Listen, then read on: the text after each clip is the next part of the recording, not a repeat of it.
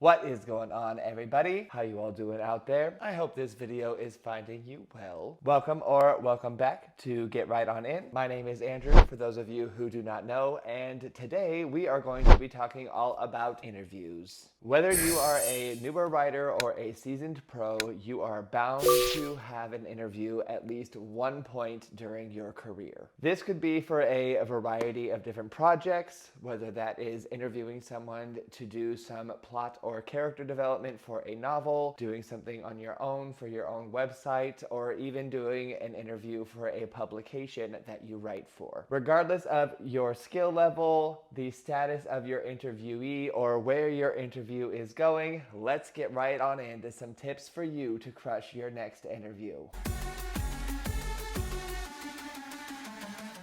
Before we get too into the nitty-gritty, let me tell you a little bit about me and my freelance writing career. I first started freelance writing during my gap year in New Zealand back in 2015. I wrote about super random things like surrendering the title of your car in exchange for pawn money, which is actually legal, believe it or not, to removing mold out of your air conditioning system, to tips on how to shave your beard. It definitely was not the most exciting thing when I first started, but when I did come back over stateside, I was able to land a job as the blogger for the Monterey Bay Food Tours. This gig immediately had me interviewing local business owners, which was something that I thought was awesome. At the time, one of the more exciting interviews I had was with the owners of the Palooka Trattoria, which was used as the coffee shop in HBO's Big Little Lies. Hi, Anakin.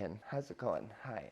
He wants to say hi, so he's gonna come in for the interview, I guess, and just sit right here. This is Anakin, everybody, for anyone who wants to know. This is my boyfriend's little puppy. He needs to have a groom, but he needed some attention, so here he is in the video. Anyway, I wrote for the food tours up until COVID shut everything down, and then I started this YouTube channel and working more on content just for myself that I produced on my own networks. When I ended up moving down to San Diego back in 2021, I started writing for a local magazine here known as Rage. They had me interviewing local business owners for things like the Pride events and the red dress parties, and eventually had me starting to interview RuPaul's Drag Race queens like Alaska Thunderfuck and Alyssa Edwards. They eventually sent me on a press trip down to Puerto Vallarta, which is where I met someone who is now the editor-in-chief for HIV Plus magazine and for The Advocate. She then got me into writing for Pride.com and for Out Magazine, which is now where I do most of my interviews, and I basically get to interview people all the time, and it's one of my favorite things to do. So now that you know a little bit more about me and my relationship with interviewing people, here are 5 tips for you to totally crush the next interview that you have. Number 1, do your research. I have a little bit of an issue sometimes with being a yes man. This basically means that I'll say yes to any interview that comes my way, regardless if I know the person or not. Listen, these light bills do not pay for themselves, and a hungry writer has to take anything that is thrown his way sometimes. That said,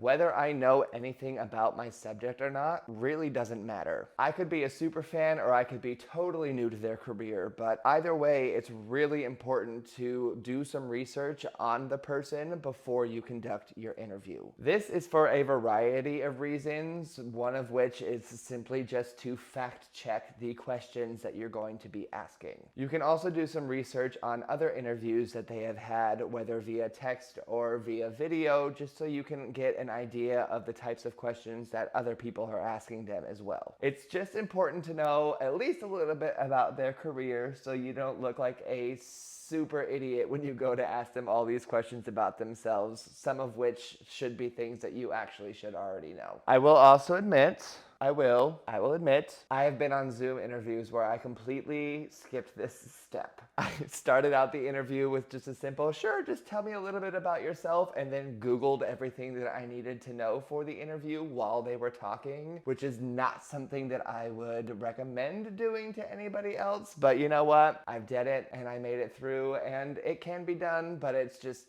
super not ideal. Anyway, moving on to tip number 2, be on time. This actually kind of goes with the last one I was just talking about, where I didn't really even know anything about the person going into the interview, which is not the best thing. But just make sure that you are on time for the interviews, especially when you're the one that puts them together. My boyfriend and I actually frequently argue over this little thing called a calendar because he is great at putting every little thing that he's doing down in his calendar, and I am not. While it does not happen to me very often, I have completely forgotten about having an interview before, just like I said before, and I've been totally late, which is not something that I like to do at all. It's also probably not something that your subject is going to like very much, and even though it's going to be very likely that you will have people who are late on you all the time and often, you as the conductor of the interview should always make sure that you are on time. Actually, scratch that. You don't want to be on time. You want to be early, because being early is being on time, and you want to make sure you're just as prepared as possible for this interview so that you don't look like a raging idiot like I have. I've done it before. Moving on. Tip number 3, show some genuine interest. This can honestly be hard because the truth is you may not care one little bit at all about anything this person is doing. But the truth is that doesn't matter. If you've never interviewed anybody before in your life, here's a little tip. It is way better to have too many quotes to sort through than too little. If you're not even showing any interest in what this person is doing with their career, they may only be giving you 1 or 2 word answers for you to work with when you do your write-up. Honestly, even if you are showing genuine interest, they may still not give you much to go on. It is always so much better to have more than what you need when you go back to do your write-up, because you are much better off cutting out things that they've said as opposed to scrambling to fit it all together to meet your word count for the piece. They have shown up for your interview, so you show up for them. Plain and simple. Tip number 4, use a transcriber. Listen, trust me, this was a life changer for me. It's not as much about simply recording your conversations so you can go back and make sure that you get all the quotes right, as much as it is about the transcriber transcribing your conversation in real time as it's happening. Once that's over, then you basically already have like a skeleton transcript of the entire conversation, which I promise you will make your write-up so much easier. For me personally, I use an app called Otter.ai. There's a Zoom integration with this that I totally love when I do Zoom interviews, because it basically just starts transcribing automatically and I don't even have to think about it at all. There's also a regular record button that I can hit if I'm just on the phone with someone, and there's also an app, so if I'm doing an in-person interview, I can just record it in person, and then again, by the time the interview is over, the whole thing is already like written out for me, and it's just like, oh my gosh, it's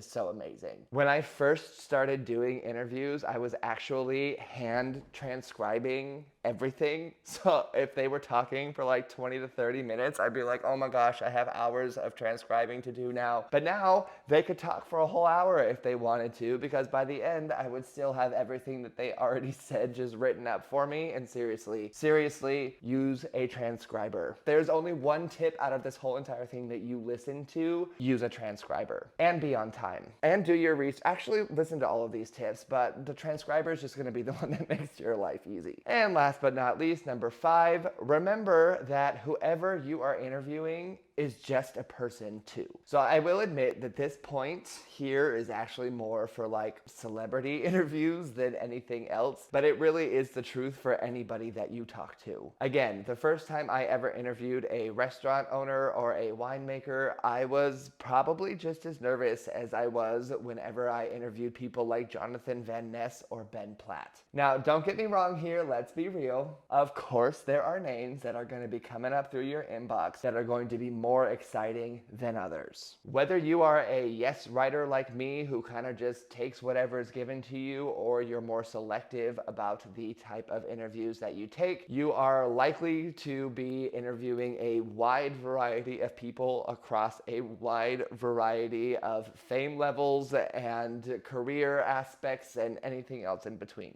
Despite what their status is in any aspect of the word, just remember at the end of the day, they are people just like you and me. They have to go to sleep, they have to eat, they have to go to the bathroom and take care of their hygiene just like the rest of us. Of course, it is admittedly cool to be able to talk to certain people here and there, but if you're interviewing them, just do your best to remember that they're just people too, and just like you have a job, they do as well. So do your best to just remain professional and get the interview done. Well, there you are, my friends. 5 little tips for you to take into your next interview. And just remember, as always, no matter what, that every person and every interview is going to be completely different. Like I said, interviewing people is one of my favorite jobs about being a writer, whether for being freelancer or a novelist or anything in between. And I feel really grateful anytime I have the chance to connect with somebody else and learn more about who they are. If you haven't had a chance to interview anybody yet, but you want to, hang in there. I promise you, as soon as you do it once, it's just gonna be like getting a tattoo, and you're gonna be addicted to interviewing people all the time, because it's really just the best part about being a writer, really, I think. Let me know what tips you are going to be using on your next interview, or if you have any other tips to add to this mix down in those comments. It is a pleasure, as always, to be making these wonderful videos for you, so I hope you enjoyed. Feel free to hit that subscribe button to come back on Tuesdays and Thursdays-ish whenever I post more writerly and bookish and entertainment-y-esque content. Thank you all so much for watching, and I will see you next time.